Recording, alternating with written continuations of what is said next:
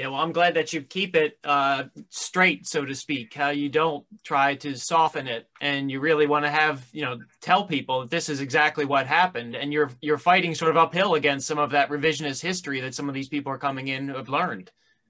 Absolutely. Speaking of revisionist history, I can't help but, and I'm sure you've heard of the 1619 Project written by Nicole Hannah-Jones. Oh, yeah. She really exposed how slavery, well, first of all, how it started 400 years ago. We celebrated 400th anniversary last year. Mm-hmm. But now this last administration came up with the 1776 Commission, which served to just erase everything about slavery. They made out like it was just a given, and how slavery was needed, and they're trying to put it in the schools. It's a lie. Mm-hmm. It's all lies, and we can't allow that to happen. We've already lost too many generations that bought into these lies. We must tell the truth. Here's the article written by Ta-Nehisi Coates about 250 years of slavery, 90 years of Jim Crow, and how redlining and all these other lies and all these other legislations just keep Black people suppressed. It's not like Black people didn't want to get ahead, but they were left out. They were left out of the equation, just like we were left out of the equation when the founders wrote the Constitution. How are you adjusting then with the COVID lockdown? Are you able to reach out to schools? In lieu of our traveling exhibits, we are now offering live virtual tours, and I literally walk them through the museum just like I'm doing now, and showing them everything, and I'm presenting to them just as I would if they were here. So it's the next best thing to being here, despite the COVID. So a lot of teachers have taken advantage of that. We're almost booked for Black History Month. We still are in the habit of waiting 28 days out of the year to talk about this portion of our history. But I encourage people to understand that Blacks should not be ashamed of slavery. This is something that we should be discussing 365 days a year. Yeah. Definitely. Here's another portion of our exhibit where we talk about the Jim Crow era, when items and legislation were created to just make Blacks look inferior. These are salt and pepper shakers that many whites had in their homes.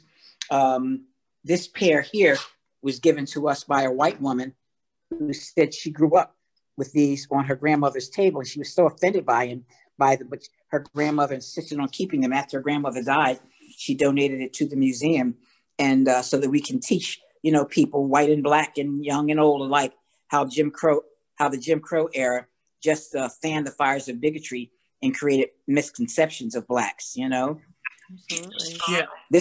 It sounds like you've also got a lot of interesting stories from people who are donating.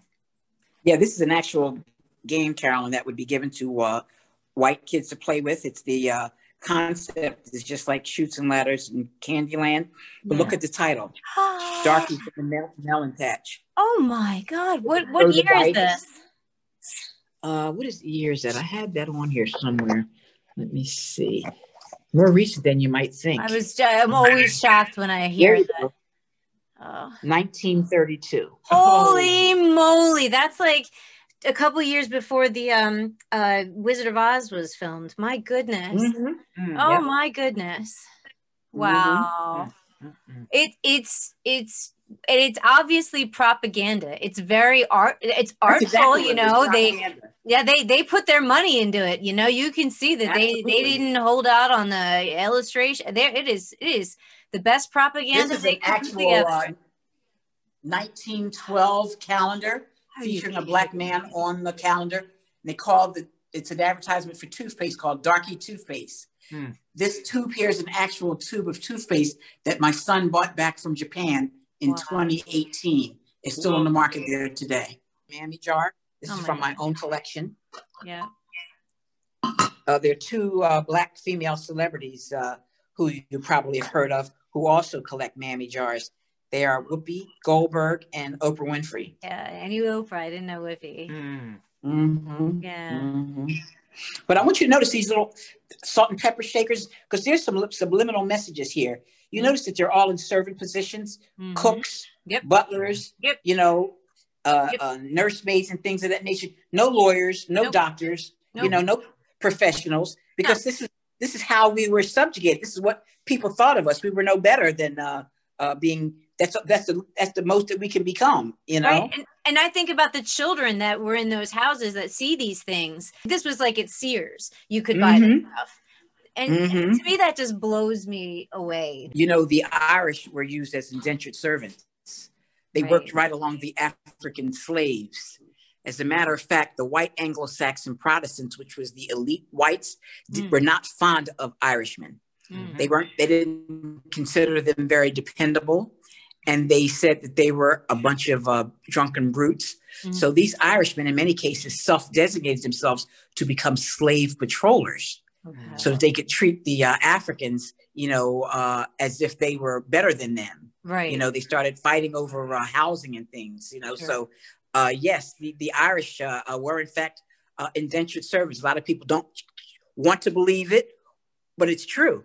Right. It's simply very different from slavery. But they were right. Very much so, because they were given contracts that they could work out of, or paid nominal amounts of money that they could pay for their freedom. Unlike Africans, we were slaves for life. Yes, you were. Yep. And it was always obvious because the skin color is a giveaway. That's right. Whereas a white guy could just slip into wherever he needed to be if he wanted to. And again, that white guy's not being raised with constant images of a society that mocks you and puts you down. And you know what's fascinating? You have a lot of white police officers today that have Scott-Irish surnames. Right. They have maintained their roles in law enforcement. It's weird. You know, when you explain how it started and how it's still here, it's the continuum is frightening. That's right.